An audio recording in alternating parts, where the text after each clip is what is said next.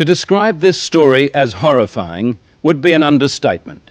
And if that sounds like a warning, then that's exactly what it's meant to be. It deals with the sexual abuse of children by satanic cults. And not only that, human sacrifices as well. We started investigating these secret satanic cults when a British Member of Parliament linked them with the ritual murder of children. In this day and age, it sounded too far-fetched, as did suggestions that the same thing might be happening in Australia. But then we met Teresa. She's only 15, and for 12 of those years, she's been the victim of relentless depravity. Teresa's story is both shocking and compelling, yet it's a story she's anxious to tell. But again, we should warn you that parts of this report may be distressing. Friends of family and strangers, and my family used to rape me. Make me abort the babies I had. It would be hard to imagine more misery and suffering than what Teresa says she's had to endure. And us kids would be made to do things with the adults and the animals, and then a sacrifice would happen. The sacrifice? Were these animal sacrifices? Animals and people. On what scale do you think this was happening? Enormous. Far beyond what we've ever heard of here before. Teresa's mother, Bridget. You're talking about mass murder? Yes. On a scale that this country's never heard of before. Like the old people's homes now. For the first time, Teresa is learning what it's like to live with love instead of fear. Pretty low. In this quiet English village, with the help of her mother, she's slowly repairing her broken life. Teresa is now 15, but at the age of 2, she was left in the care of this woman, the grandma she called Nan. And that, she says, is when her torment started. Who was the leader? Who was the boss of the gang, of the cult? At home it was my nan. Your Nan made you have sex with animals? Yeah. Like goats and donkeys. The story of Teresa is a story almost too horrible to recount.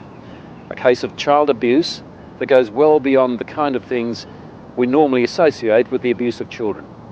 In 27 years of reporting, it has to be one of the most painful stories I have ever had to tell. How many men or how many people would have sex with you? What, at one time? Yes. About everyone who was there, which must have been about 20. You know, from 10 to 20 people. If it was a big ceremony, it used to be 30. What would your grandma be doing when these men were forcing themselves on you? Usually laughing. Or smiling. Or having sex with another man. Or other men. A chronicle of debauchery and depravity so horrific it's hard to believe. You have to ask yourself, could Teresa be just making it up? No. I know what's true and what's not. No, I know what I saw. Children don't make up elaborate lies that this would have to be if it was a lie, which I know it is not. It isn't. This couldn't be a terrible dream, a nightmare that you're reliving? No. It's no dream. It's a nightmare, but it's not one you can wake up from. It's there all the time. This really happened? You're quite sure of that? Yeah. The police don't think Teresa made up a story. Some of the cult members are to stand trial. 5 men have been charged with rape. As for Nan, the grandmother, she's 61 and lives in this council flat in South London. She's charged on 7 counts of aiding and abetting rape and 2 counts of performing abortions on Teresa. If you're finding this hard to believe, so did I at first. But then there are the medical reports, evidence of sustained sexual abuse. And there's this, a statement prepared for 60 Minutes by Teresa's psychiatrist. It says, "In my opinion, Teresa's account is not the product of a psychotic illness, nor the figment of a fertile imagination. I believe her to be telling the truth." No, what's true and what's not. We also took Teresa's story to this man, therapist Ray Wire. He reads a transcript of our interview and listens to her voice. It's no dream. Few people, if any, in Britain have counselled as many victims of satanic abuse or Satanists themselves as Ray Wire has. If there is an expert on satanic cults, it would have to be him. Do you believe Teresa's story? I believe Teresa's story. It's exactly the same story as I've heard from men who says they've done it. You've dealt with other cases like hers? Yes. 21 cases like hers, he says, in the past 2 years alone.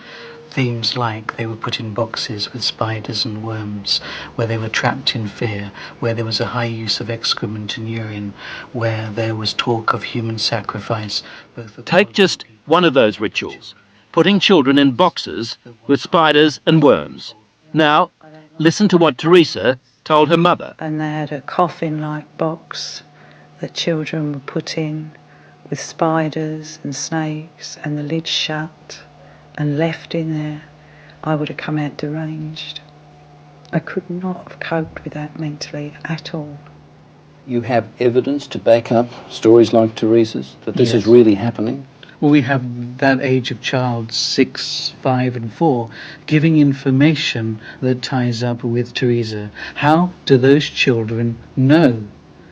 How do those children able to describe rituals, to talk about ceremonies, to talk about sacrificing animals? How do those children know? Nightmares, imagining it? You can't imagine those things at 3 and 4 years old, and you also don't have the evidence of anal sex abuse and oral sex abuse and all that other abuse that clearly those children have experienced and endured. During these ceremonies, was Satan, the devil, ever referred to? He was called Lucifer.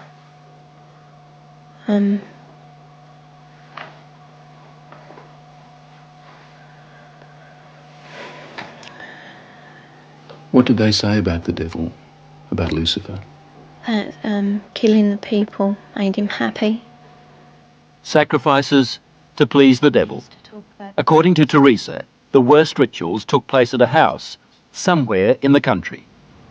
It was big, expensive. From the front it looked like a castle. It had a long drive and big double wooden doors. Do you think they were rich people then? Very rich.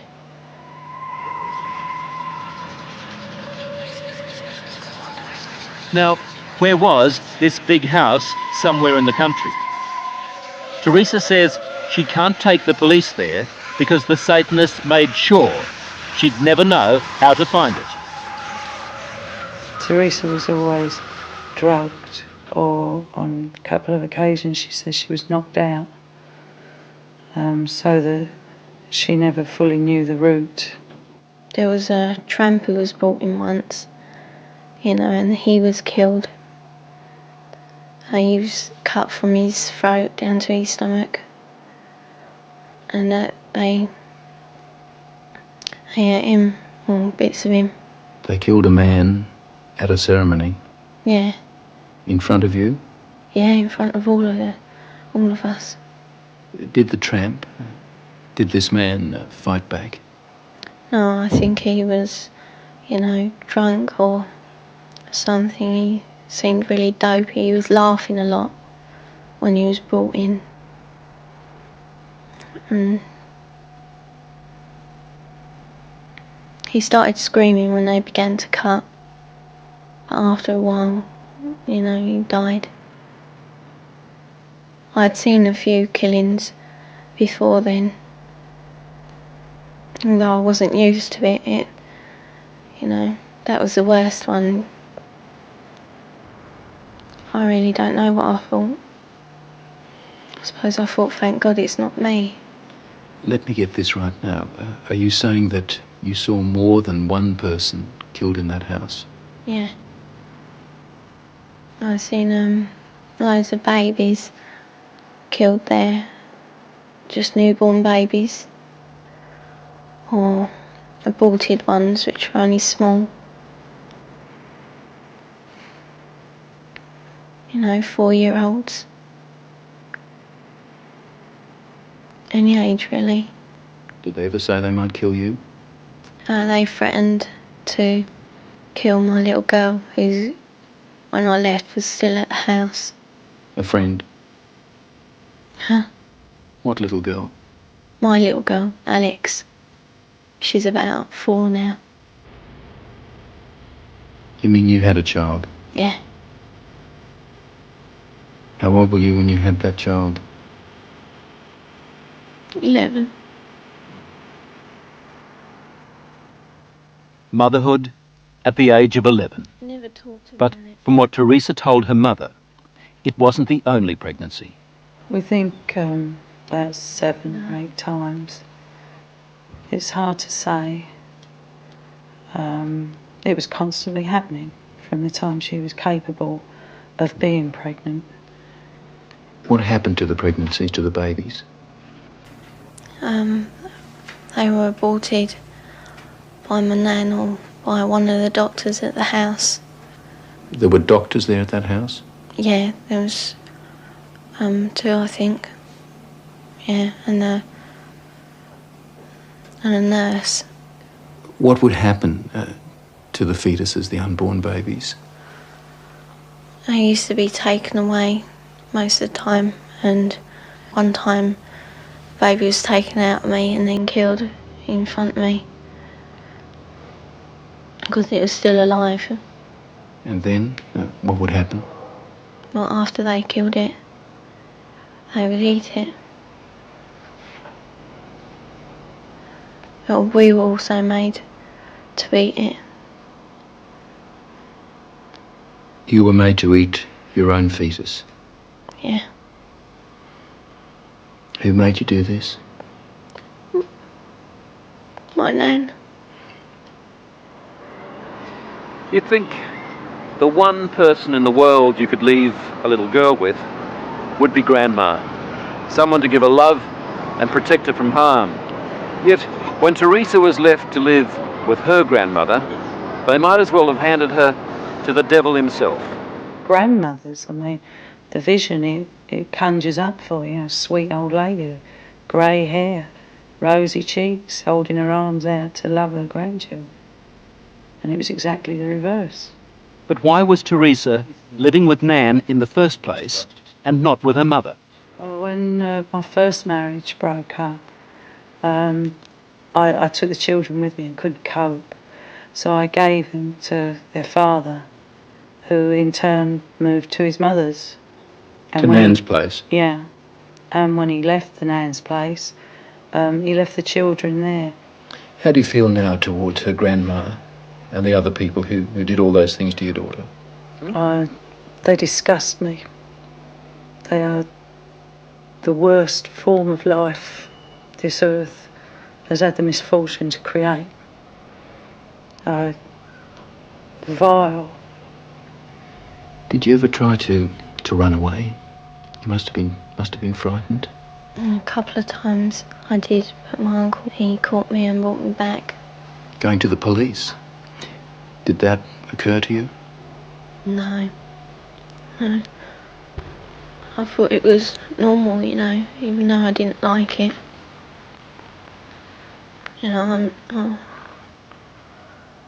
mean, you don't like to eat greens, but somehow, I thought it was just being called to be kind or something like that. She said to me it was something that everybody did, she thought, like you don't like going to school or the dentist, you don't like going to the black masses. It was never any different. I didn't have nothing to compare it to. All part of life, Teresa thought. Even a miscarriage one day at school. Yeah, I asked the teacher if I could go to the toilet, and she allowed me out. I went into the toilet, and the baby was in my knickers.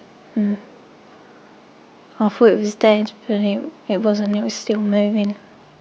And yet no one at school knew, No, saw anything. no. Or if they did, they didn't say.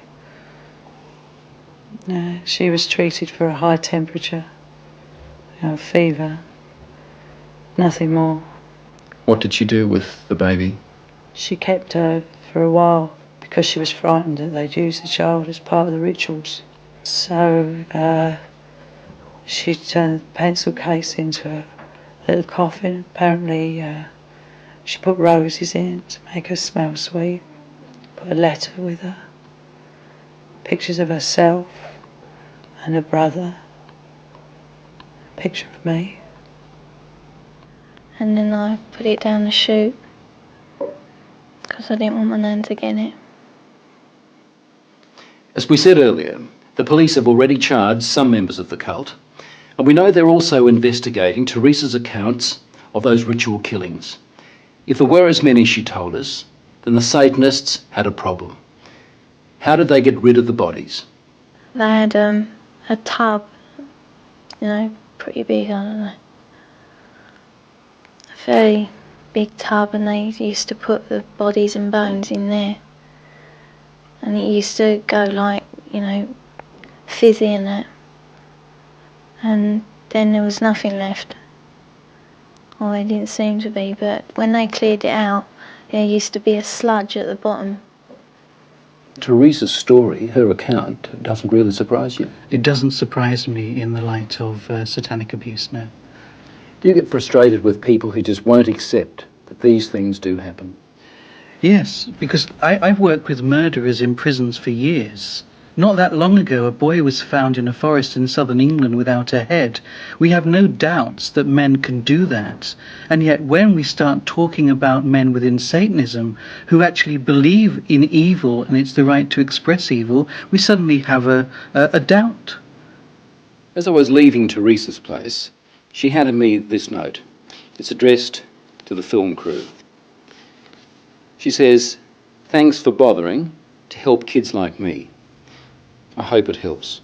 On the other side, there's a poem Teresa made up while she was staying at Nan's place. She calls it Nothing Left. Nothing left. I would scream, but there is no voice left. I would cry, but there are no tears left. I'd fight, but there is no strength left. That was just part of our investigation of Satanism in Britain. We're also gathering evidence about the activities of such cults here in Australia. Hello, I'm Liam Bartlett. Thanks for watching. To keep up with the latest from 60 Minutes Australia, make sure you subscribe to our channel. You can also download the 9Now app for full episodes and other exclusive 60 Minutes content.